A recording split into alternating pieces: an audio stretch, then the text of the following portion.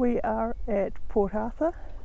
We're about to go on a cruise, which we just missed the previous cruise, but there'll be another one back here in half an hour. And then we're going on a walking tour and whatever else you do at Port Arthur. Seems quite a nice place if you ignore the history. Host mode. They're running this off a Raspberry Pi. Yeah, I know. Sit down at the bottom too. Oh right, yes, I didn't look. Oh yes, Raspbian, yeah. I didn't notice that. That's brilliant. Yeah. It actually looks to me much more like geek than linguistics. It is. Which are you in? Both, yeah. I'm a linguist who works in digital humanities, so I do both, yeah. You see Discoverylover releasing in the wild. So, what are we doing? We're going to retrace the steps that people who wanted to leave their captivity had to swim away from here. Oh, cool. Is that actually what it is? Or have you just made that up? Of course that's true. Okay. That was sighted here because they couldn't get away, because they had to swim. And they came from England, didn't they? They wouldn't have known how to swim. I mean, some of them probably did. The people who lived on the coast might. But, well, I don't... Brighton's got a beach. Not so much open water at Brighton. That's true. And coming into view out the left or port side of the boat, a grassy clearing, the site of the dockyards established in 1834. The white building on the right-hand side is known as Sunnybanks and was the home of the master shipwright. It's the oldest remaining weatherboard building in Port Arthur.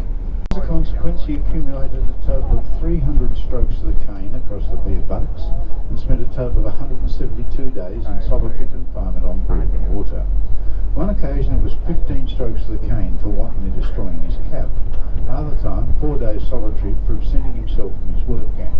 With a few mates he'd slipped away, they'd come down here to the rocks on the northern end of the point and they'd gone fishing.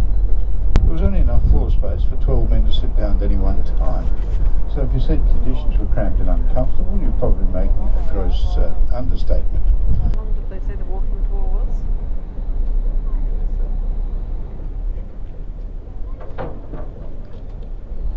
Okay, welcome. My name's Graham. This is Port Arthur. So if you got that bit right, you're ahead. It was a rather fine building. There's a photo of it over there. Beautiful ornate timber work. It had a candy striped canvas veranda.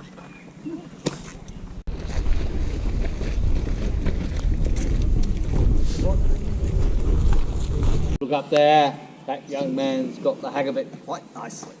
Look over there and over there. You wouldn't want those young men anywhere near your house. And that is repeated wherever you go in Port Arthur. Because the significant thing about the separate prison is it was silent.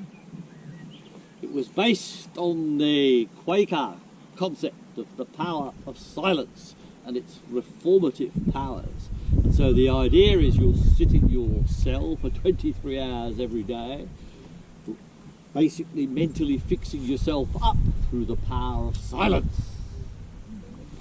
And don't forget, the sentences were 7 years, 14 years, 21 years, and life. That's a lot of silence.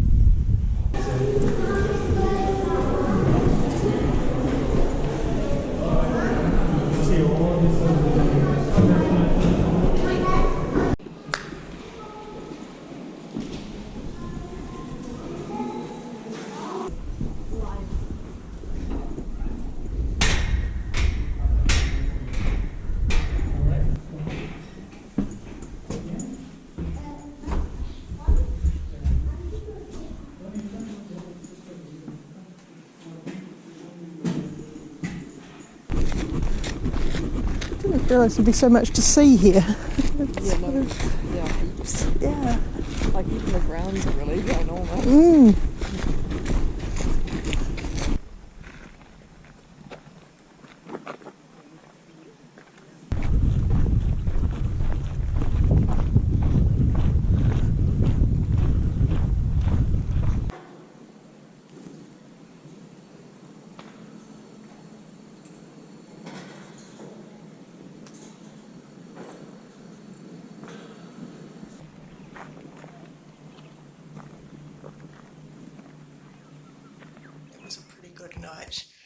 we went to a restaurant which were woefully underprepared for 27 people turning up, even though we'd booked for 27 people. When we sat down, the waitress came over and said, "We need you all to be out by 7:30.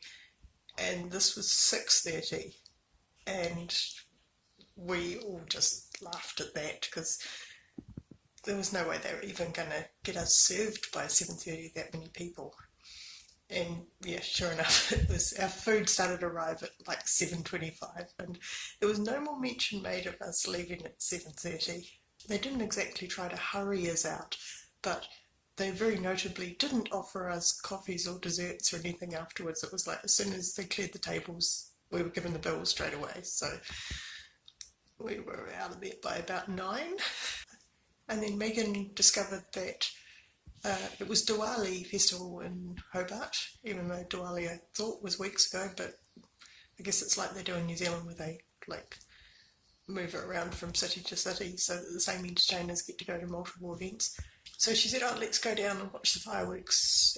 And it turned out there wasn't any fireworks, but we had a fun time there because we ended up getting taught how to do some of the dances by a group of girls who looked like they might be some sort of dancing team because they were all in the same costume, and they were showing us the moves and we were trying and failing terribly to emulate them.